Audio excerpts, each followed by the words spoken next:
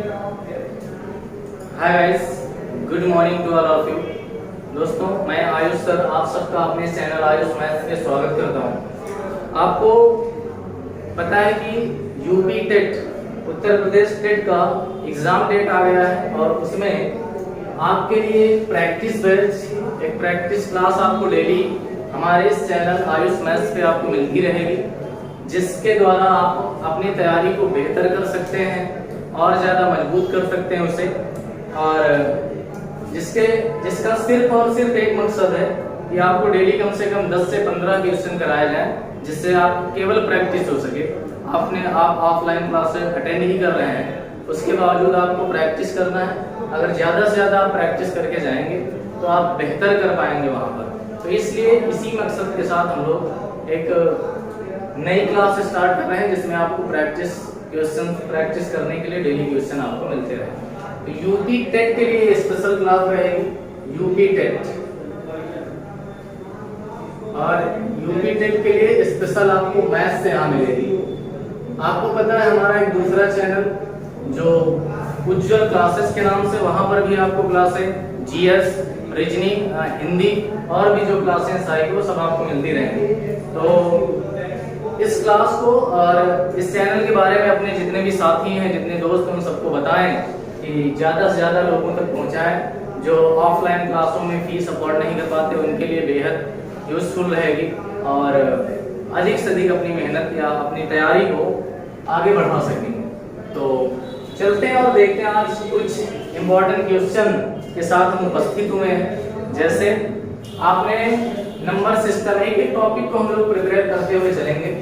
हमने जैसे number system पढ़ा है और उसमें कुछ इम्पोर्टेंट टाइप हैं जो आपके एग्जाम में लगातार पूछे जाते हैं।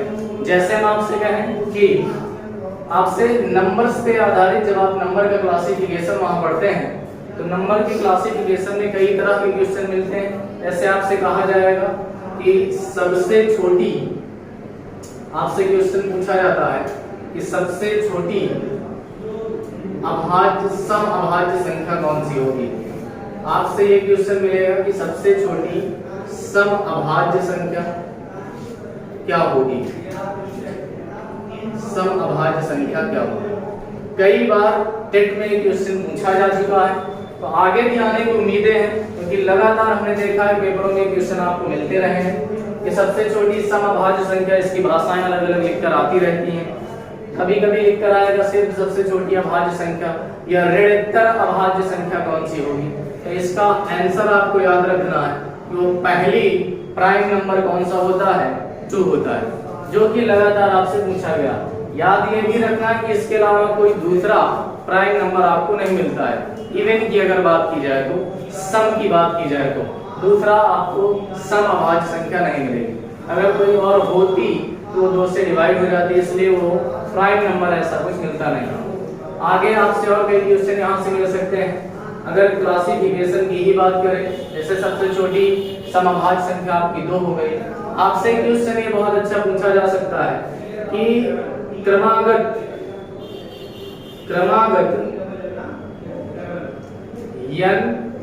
n+2 और n+4 के रूप की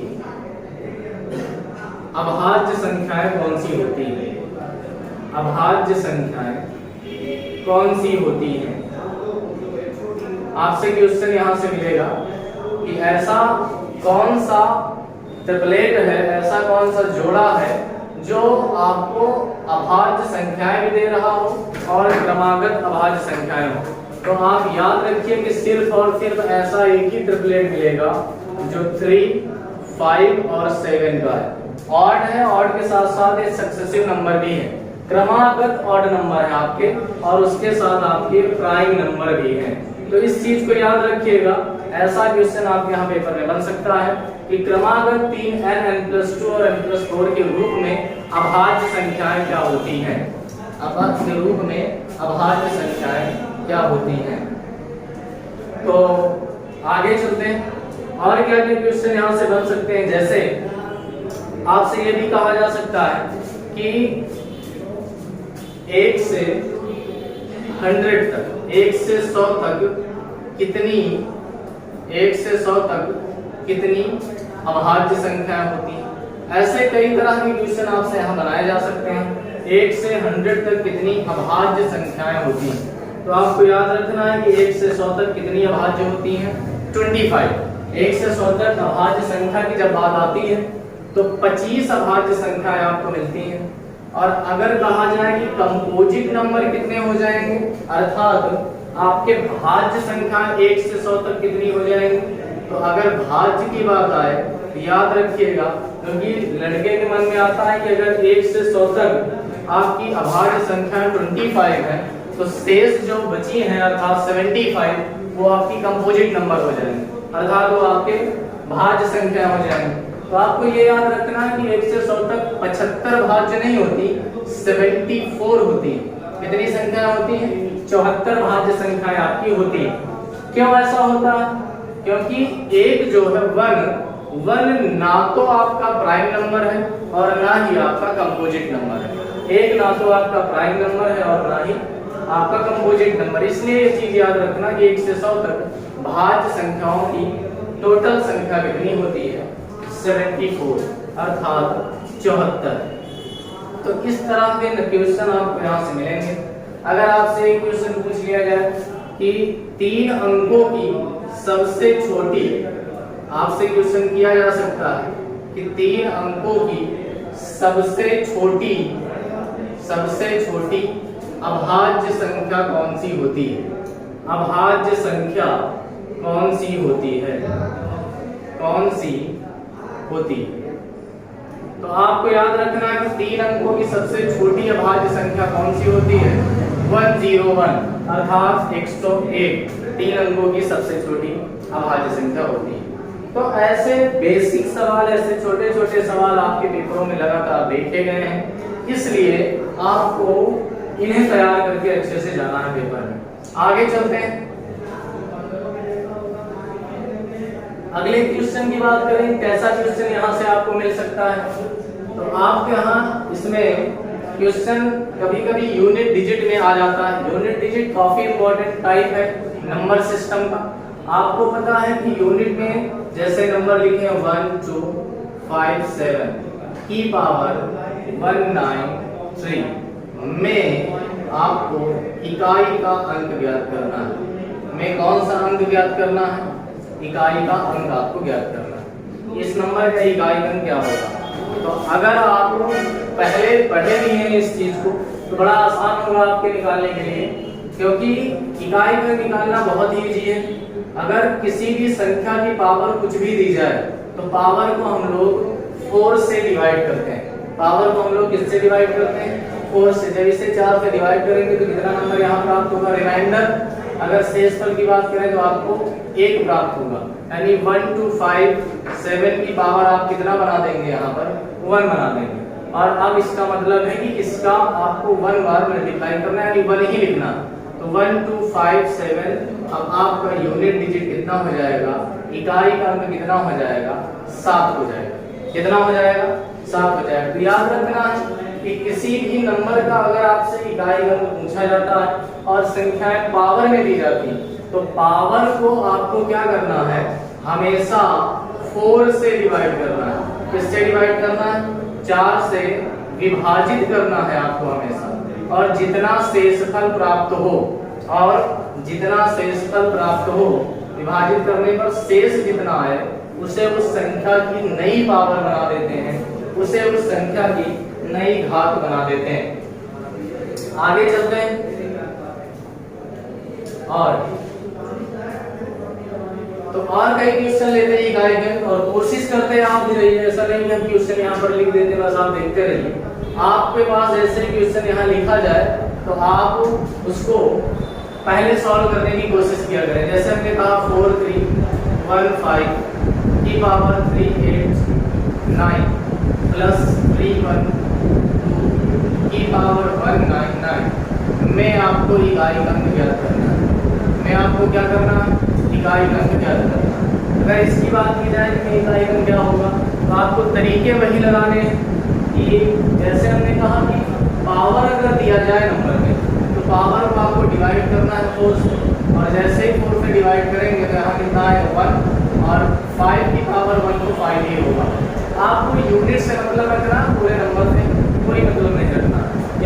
अगर डिवाइड करें तो आपको पता है 24 2 को 96, यानी 3 बचेगा और 2 की पावर क्या बन जाएगा 3, होता कितना है 8, यानी 8 और 5 जब आप जोड़ लेंगे तो 8 5 13 और 13 में इकाई में कितना आ जाएगा 3। कुछ नंबर और आपको याद रखने हैं, जैसे 1 0 5 और 6, 1 0 5 और 6 अगर ये आपको इकाई में दिखाई देते हैं, यूनिट में मिल जाए तो इनके इकाई का सदैव वही होते हैं, क्योंकि आप 5 को कितनी भी टाइम्स मल्टीप्लाई करें, कितनी बार गुणा करें आप, हमेशा आपको 5 ही मिलने वाला है। 6 को चाहे जितनी बार आप गुणा करें हमेशा आपको 6 मिलने वाला है। इस तरह 1 और 0 के साथ भी होता है। तो आप ये 4 नंबर याद रखिए कि अगर ये चारों संख्याएं आपको मिल जाती हैं तो उनके इकाई अंक हमेशा वही होते हैं। ओके, नेक्स्ट क्वेश्चन और देखते हैं कैसा मिल सकता है आपको। इकाई अंक आपको अच्छे से तैयार करके जाना, क्योंकि यहाँ से क्वेश्चन आना कंपल्सरी, आपको यहाँ से क्वेश्चन मिलेगा ही पेपर में इकाई के अंक से। तो आगे देखते हैं, जैसे क्वेश्चन में कहा गया 315 2 की पावर 93 -178 का इकाई का अंक क्या हो, इकाई का अंक क्या हो। ऐसा क्वेश्चन आपसे कई बार पूछा जा सकता है, तो इसमें गलत के चांस काफी ज्यादा होते हैं। लड़के जब एग्जाम परिसर में पहुंचते हैं तो ये गलतियां हो जाती है बहुत इजी, लेकिन फिर भी ऐसे क्वेश्चन गलत हो जाते हैं। तो इन पे आपको अच्छे से ध्यान रखना है कि ऐसे क्वेश्चन गलत बिल्कुल नहीं करके आने। आपको यहाँ पर वही काम करना है, आपको 4 से डिवाइड करना है। जब आप 4 से डिवाइड करेंगे तो 23 चौको 92, 1 बचेगा और 2 की घात 1 कितना हो जाएगा 2। अब यहाँ आपको लेस करना है, घटाना है ये। अब आप 2 से 8 घटाएंगे तो आपको पता है कि यहाँ कोई यानी 2 से 8 नहीं घट रहा, तो आप क्या करेंगे बगल से कैरी लेंगे, क्योंकि नंबर तो ये बहुत बड़ा होगा, बस उसका इकाई कम कितना होगा 2। तो 2 से अगर ये नहीं 8 घट रहा तो आप कैरी लेकर के उधार लेकर के घटाएंगे तो 12 से 8 घटाने पर आपका आंसर कितना आ जाएगा 4। तो इस चीज को ध्यान रखना। कुछ लड़के जब 2 से 8 नहीं घट रहा तो 8 से 2 घटा देते हैं, जो कि पूरी तरह से क्या होता है गलत होता है। इसलिए आपको ऐसे क्वेश्चन पे अच्छी पकड़ बनानी है, अच्छी प्रैक्टिस करनी होगी, जिससे आप पेपर में बहुत अच्छा करके आए। ओके, तो चलें फिर आगे और देखते हैं कुछ और क्वेश्चंस जो आपको यहाँ से कई बार आते हैं, पूछे जा सकते हैं। आगे जितने भी क्वेश्चन यहाँ कराने वाले वो एग्जाम को ध्यान में रख करके कि कौन कौन से प्रीवियस ईयर में क्वेश्चन पूछे गए हैं, किस टॉपिक से सबसे ज्यादा क्वेश्चन पूछे गए हैं, इसलिए उन्हीं टॉपिकों पे ज्यादा से ज्यादा फोकस किया जाएगा, उन्हीं टॉपिकों के क्वेश्चन आपको ज्यादा से ज्यादा कराए जाएंगे। तो अगला देखते हैं, अगला क्वेश्चन क्या हो सकता है। आगे की बात करें तो रिमाइंडर थ्योरम से एक सवाल यहाँ से बनता है कि यदि किसी संख्या को अगर कह दिया जाए मान लो 25 की पावर लिखा है 27 और इसे डिवाइड करना है 24, इससे डिवाइड करना है 24, तो आपको याद रखना है यहाँ पर आपको बहुत कॉन्सेप्चुअल सीखकर जरूरी नहीं कि जाए, बहुत ही इजी और ट्रिकी सवाल आते हैं जो कि वहाँ पे आप लगा सकते हैं आसानी से। तो ऐसा सवाल अगर आए तो आपसे पूछा जा सकता है इसमें रिमाइंडर कितना आएगा, अर्थात इसमें शेषफल कितना प्राप्त होगा। तो आपके पास जब ऐसा कोई नंबर आए और हमेशा बेस से आधार से कम करके डिवाइड किया जाए तो आप ये याद रखिए कि उसमें शेषफल सदैव कितना प्राप्त होता है 1 प्राप्त होता है। जब भी आपका नंबर 1 से कम करके भाग किया जाए, कम करके डिवाइड करवाया जाए तो हमेशा रिमाइंडर कितना आएगा 1। तो इस तरह का क्वेश्चन आपको ध्यान रखना है। जैसे कहा जाए 31 की पावर 25 और इसे डिवाइड करना हो 30 से, तो आपका रिमाइंडर कितना आ जाएगा। तो याद रखिए अब इसका शेष 1 कम से भाग हो रहा, मतलब आपका आंसर कितना हो जाएगा 1। तो कुछ चीजें हैं जिन्हें याद करने से फायदा है, आप याद करके जाए तो वहां कहीं ज्यादा अच्छा कर पाएंगे। और देखते हैं कैसा क्वेश्चन मिलेगा। दूसरा ये है कि अगर आपसे कहा जाए 1 2 की पावर 14 और डिवाइड करना हो 13 से, अब यहाँ थोड़ा ध्यान देना है, तो आपका रिमाइंडर कितना आएगा, तो आपका शेषफल कितना बचेगा। आपने इसके पहले जो दोनों सवाल देखे थे उसमें देखा कि एक कम करके भाग करवाया गया, यहाँ पर क्या एक अधिक से भाग करवाया जाता है। जब एक अधिक से भाग करवाया जाए तो आपको पावर देखनी पड़ेगी। अगर पावर इवन नंबर है, अगर पावर सम संख्या है, अगर एक अधिक से भाग हो और पावर सम तो हमेशा आपका शेषफल कितना आएगा, 1 आएगा, अर्थात आपका आंसर यहाँ पर कितना हो जाएगा 1। और अगर सवाल में ये लिख कर आता कि 12 की घात 13 और डिवाइड करना है 13 से, तो अब इसका आंसर क्या होगा। तो इसमें याद रखिए केवल यही एक अलग होता है जो आपको याद रखना है, एक ज्यादा से भाग और पावर आपका ऑड नंबर अर्थात पावर विषम संख्या हो। तो याद रखिए जो बेस होता है वही आपका आंसर होता है, जो आपका बेस होता है वही आपका क्या होता है, आंसर होता है। तो इस तरह के इंपॉर्टेंट क्वेश्चन आपको यहाँ पर इस चैनल पे लगातार मिलते रहेंगे। इसलिए जितने भी आपके साथी हो, आपके मित्र हो, उन सबको बताएं कि इस चैनल को सब्सक्राइब करें, ज्यादा से ज्यादा लोगों को शेयर करें, क्योंकि कंटिन्यू आपको यहाँ एक क्लास मिलने वाली है जो पूरी तरह से फ्री क्लासें रहेंगी। यहाँ पर एक भी पैसा आपको यहाँ नहीं पड़ने वाला, और जब तक आपका एग्जाम नहीं होता तब तक आपको लगातार ये फ्री क्लासें मिलती रहेंगी, ये प्रैक्टिस क्लास आपको मिलती रहेगी। तो मुझे उम्मीद है कि आप अधिक से अधिक पसंद करेंगे इस क्लास को, और जितने भी क्वेश्चन हम करा रहे हैं, हमने पहले भी कहा कि बहुत इंपॉर्टेंट क्वेश्चन लिए जाएंगे और उसके बाद ज्यादा से ज्यादा लोगों तक इसे पहुंचाएं, तो जिससे जो घर बैठे हैं, जो ऑफलाइन क्लासें नहीं अटेंड कर पाते हैं, उन सब के लिए यूजफुल हो, उनके लिए भी महत्वपूर्ण क्लासें होंगी। तो अपने ऐसे सभी मित्रों की मदद करें, उन तक पहुंचाएं और सभी दोस्तों को शेयर करें। तो थैंक्स टू ऑल आप सभी को, और पढ़ते रहिए इसी तरह मैथ्स। Okay, thank you.